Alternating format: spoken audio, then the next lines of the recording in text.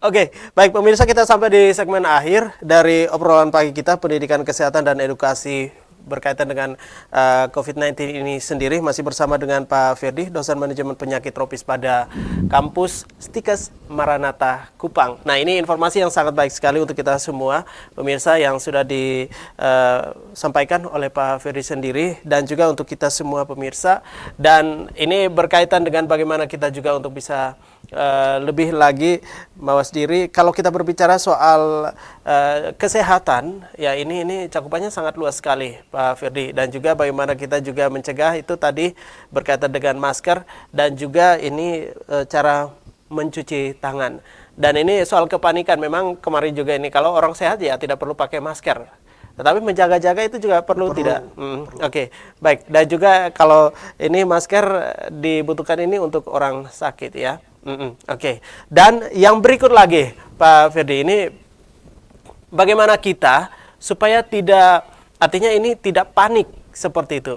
Tidak panik ya, artinya kita membentengi diri dari lebih cepat, lebih baik lagi ketimbang kita panik terus lari lebih untuk mengambil atau membeli masker ketimbang kita menjaga kebersihan diri kita. Baik, mungkin tindakan pencegahan dalam diri sendiri mungkin bisa kita lakukan dalam hal ini. Saya pikir tidak usah panik, gitu, tidak usah terlalu panik karena gejalanya mungkin kalau kita bicara gejala hampir sama semua, gitu. Dan juga tindakan pencegahannya juga sama semua dan kalau mau dilihat dari angka kejadian sebenarnya lebih banyak MERS dengan SARS ketimbang COVID-19 gitu. Nah mungkin karena isu-isu yang terlalu banyak beredar dengan asumsinya masing-masing sehingga membuat kita menjadi panik gitu. Sebenarnya gini, tindakan pencegahan yang paling utama yang kita lakukan adalah bagaimana kita menjaga diri kita tetap fit. Jadi antibodi imunitas kita itu memang harus dengan kemudian kita mengkonsumsi makanan-makanan yang bergizi sehingga meningkatkan kita punya antibodi. Karena angka kejadian yang kemudian mereka meninggal karena COVID-19 ini sebenarnya lebih banyak ke umur-umur yang memang umur-umur sudah tua gitu. Yang punya sistem kekebalan. Orang COVID-19 kena ketika dia punya sistem kekebalannya menurun. Nah, karena ketika virus itu masuk ke dalam tubuh, dia akan berhadapan dengan imunitas, sehingga belum tentu juga ketika kita langsung terinfeksi gitu, karena bisa saja virusnya mati oleh karena perlawanan dari antibodi. Sehingga bagaimana kita harus lebih meningkatkan kita punya antibodi. Nah, itu yang pertama. Terus yang kedua, PHBS, perilaku hidup bersih dan sehat. Nah ini di dalam rumah tangga, di tempat kerja, rajin mencuci tangan dan sebagainya, lingkungan sekitar harus selalu bersih. Terus yang berikut lagi mungkin kita hindari dulu untuk kemudian pergi ke daerah-daerah atau negara-negara endemik ini.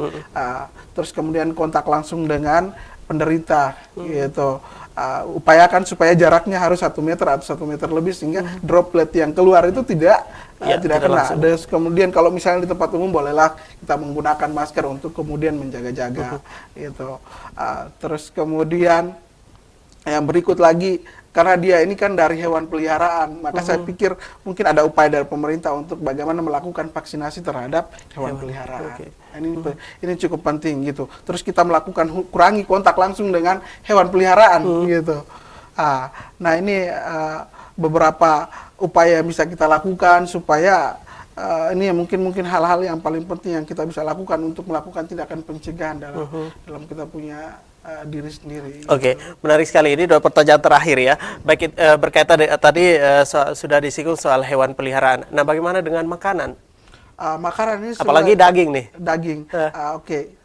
Kita masak. Pada umumnya ya. Pada umumnya kita dianjurkan untuk masak makanan sampai dengan benar-benar masak gitu. Nah, itu betul. Betul. Hanya saja ya kenapa kemudian pertanyaannya kita tetap saja terserang oleh virus ini atau bakteri lainnya.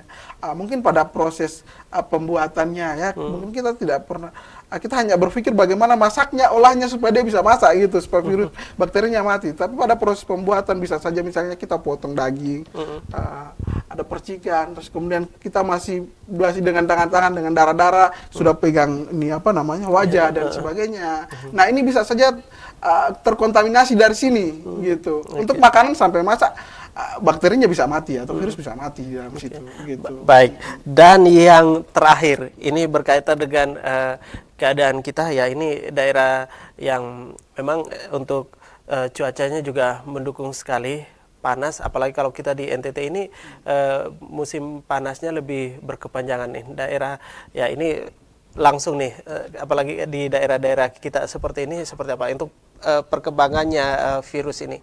Baik, ini sebenarnya masih dalam penelitian lanjutan terkait dengan ini. Entah darah virus ini masing-masing punya karakteristik tersendiri, atau bakteri ini masing-masing virus atau bakteri masing-masing punya karakteristik sendiri. Jadi pilih-pilih tempat seperti itu.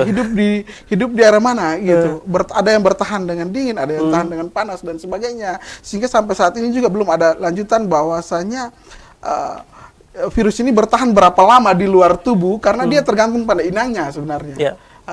Nah, bertahan berapa lama dalam tubuh atau daerah-daerah panas atau daerah dingin, sebenarnya belum ada penelitian lanjutan. Kita sendiri saja belum berani untuk kemudian katakan bahwa daerah dengan cuaca seperti ini ataupun panas ataupun dingin seperti ini bisa lebih cepat untuk terjadi penularan. Itu belum bisa kita pastikan, belum ada penelitian lanjutan. Oke, baik. Dan yang paling terakhir dari obrolan pagi kita kali ini, Pak Firdy, tentunya ini banyak informasi, tetapi juga sebagai closing statement.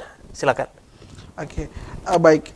Sebenarnya satu saja sebenarnya pesan yang mungkin ingin saya sampaikan di sini, bahwasanya ini ada hal-hal yang mungkin bagaimana sih kita membuat diri kita ini menjadi sesuatu yang berharga. Jadi saya hanya menganjurkan kita semua bagaimana kita hidup di mana kita merasa bahwa hari ini adalah hari terakhir dalam hidup kita.